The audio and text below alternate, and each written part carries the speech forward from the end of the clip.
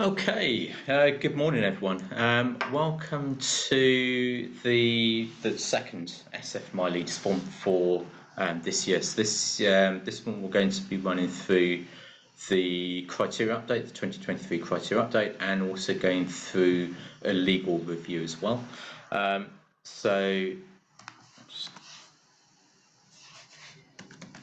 Okay, oops, so slides are running away with me. So 5 things. So we'll run through the overview of 2023, then provide a regulatory and a ratings overview, which Heather will be talking through.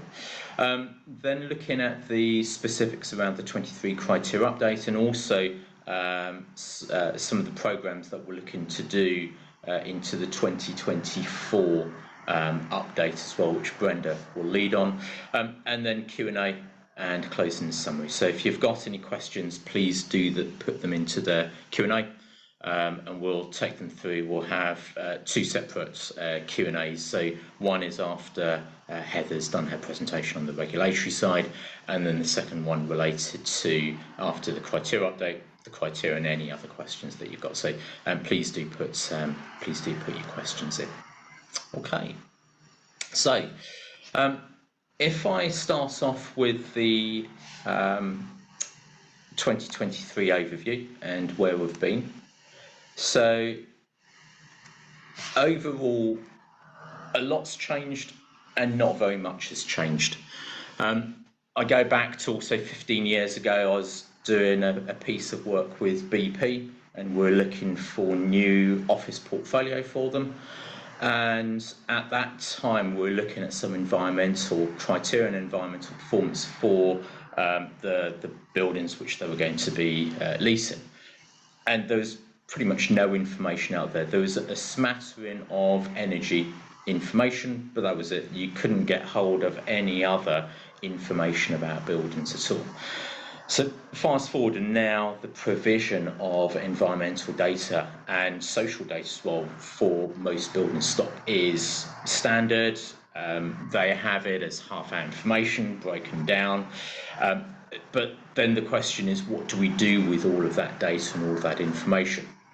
And certainly over the last year, we've seen an awful lot of conversations happening. So boards, CEOs, businesses, individuals are all being tasked with driving changes. There's a recognition that the issues around ESG, around climate are increasing. Front page headlines on The Economist, on the Financial Times. It's a recognition of a change that's happening. And everyone's being tasked with driving those changes, and everyone's working much harder to be able to understand and to be able to put some of those changes in place. And that's putting a huge amount of stress and strain on organisations, but also on individuals. And we've seen again some of the ramifications of that in terms of individuals leaving the workplace, in terms of the stress that's taking place as well. But it's about how do we utilise and harness the energy that we have? How do we provide the collaboration and that leadership? And that's the area that we're really starting to look at now, is being able to enable leadership to take place and to be able to have an organisation steered. And part of that is about not looking at the linear patterns. So this is commentary which has come through from Paul Polman, and he was talking around the mechanisms that we use very much today is around solutions following the impact. So we have a problem and we provide a direct solution, and it's a direct marriage. We have electric vehicles will replace internal combustion engines. We won't change any of our behaviours, we'll just move from one to another. And in that sense, we're creating additional problems that will be generated from the ones that we're leaving behind. So then we'll go on to tackle those. So how do we instead start to look at a slightly different way? How do we instead look at that linear perspective, looking at it from a wider perspective and going beyond just the next stage on? So the question that we have is, what role do we have as part of being able to deliver that? And so a key element here is around the roles that we have within our businesses. Are we working for a company that leaves the planet better? Do we want to leave the planet better? How do we enable that to happen? And from an FM role, the FM perspective, we're enablers fundamentally within businesses. We enable organisations to deliver at their best.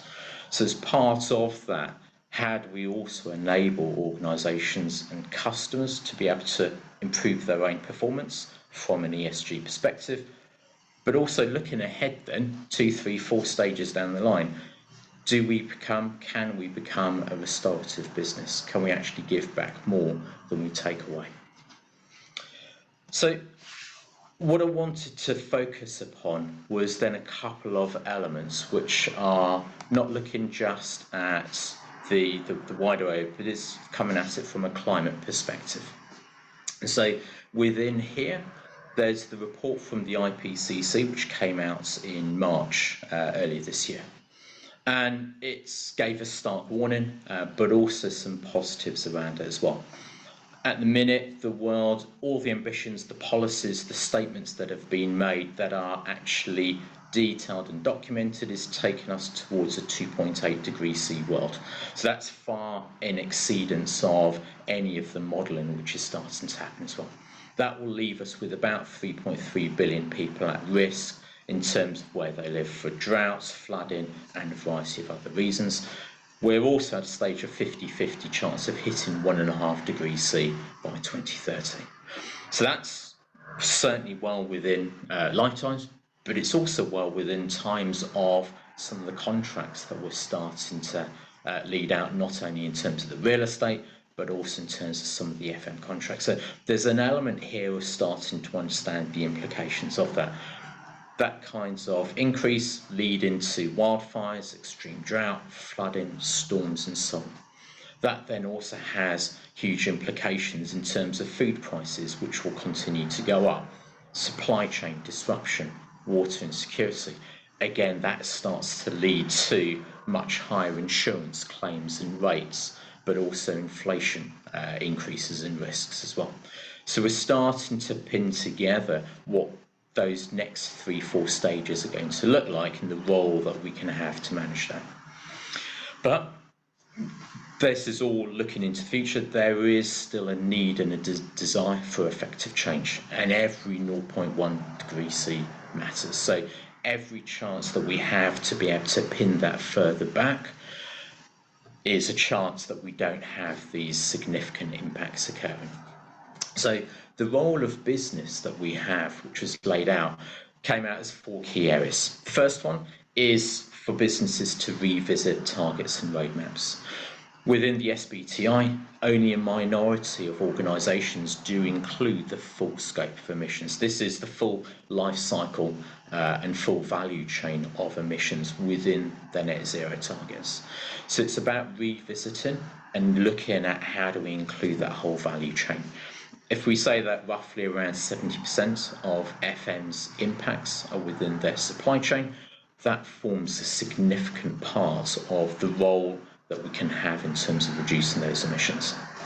It's also looking at that damage and adaptation, a key part of discussions for the last COP that took place in November, but it's a better understanding of what this means around supply chain and ecosystems as well. So this is getting very much into that risk management type of area.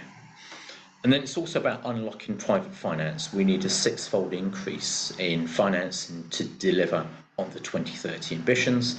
One of the key factors that's holding us against that is having some legitimacy around the data and the quality of the information that's being put in. So again, the role is being provided to us with areas such as TCFD, the transition plans, which are seen as key enablers to get consistency to allow for that funding to be unlocked. And finally, it's about pushing for higher government policy ambitions.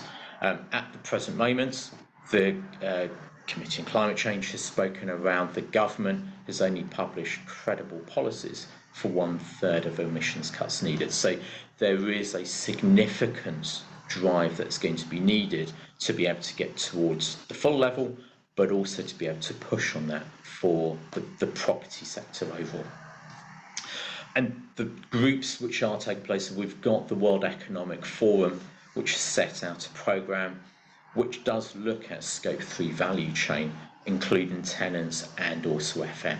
So we have different pockets and different activities which are starting to drive forward change as well.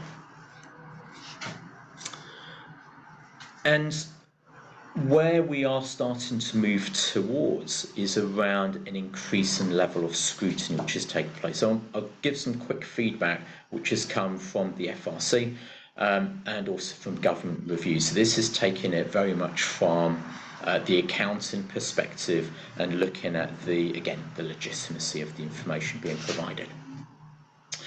Overall, the general view is that the governance issues are generally poor. Within the reports being provided by organisations, typically they're deemed to be acceptable, but externally when they're reviewed by FRC and by government, they're determined not to be acceptable and credible. The biggest gap that we have is that the governance ultimately is not about reporting, but it's about how your business works. So for this, it's about understanding what does this mean for your business and how does it get streamlined within organisational activities, not being a side pocket and a side activity. And it's something that certainly we still see a lot of. However, the metrics and the reporting around that, so the data that we're getting is acceptable, which means that we're collecting the correct information, we're providing it, we're not necessarily making the right decisions or enabling the decisions being made. TCFD disclosures aren't integrated. So again, yes, it's within reports, but how does that then stem out into the other parts of the business? So financial statements, impact viability statements. A lot of this is around how we articulate what the liabilities and the asset impairments are going to be for an organisation and the ramifications. It then allows the business to be able to transpose that across the other departments. And forthcoming is going to be transition plans, and this will again become a regulatory requirement, start off with the larger corporates and then move their way down towards the 250 level of organisation and above. So this is a key area which is going to gain in importance, and a lot of this is about how do we start to look ahead, how do we provide a plan that doesn't just say we've got a target out towards 2035 to be net zero, and we'll figure it out later on. This starts to talk about what some of those key decisions are. So again, it's about how does this form part of the business decision making here. So one of the other factors that's coming out is a fear around rebaselining, and we've spoken about the greenwashing, the green hushing, and various other green commentary. But as we get better data, as we better understand our boundaries and the scope, we will inherently need to rebaseline. And there is the commentary that comes along as part of that. So it's to move away from a fear of exposing ourselves as not knowing everything, because at the minute nobody does know everything, but instead it's about having that commentary to say this is where we are today and these are what our plans are into the future. And that allows us to be able to communicate that rebaselining. So a lot of this comes not in saying I've done everything, but comes across in here's the journey, the program, the approach that we're taking. The other part of this is, whilst the TCFD is a mandated activity, by 2025 all large companies will need to have it.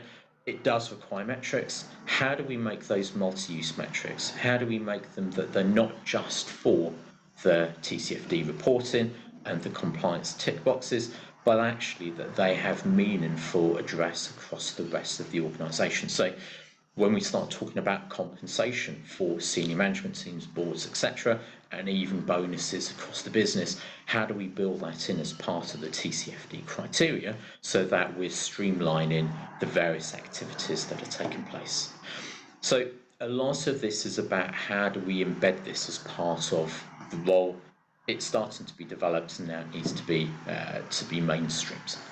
So the role from the regulatory perspective is moving away from a review and providing feedback like this, where it says this is where you are, this is where you need to improve, and now moving on to a challenge which will say, why haven't you done these areas?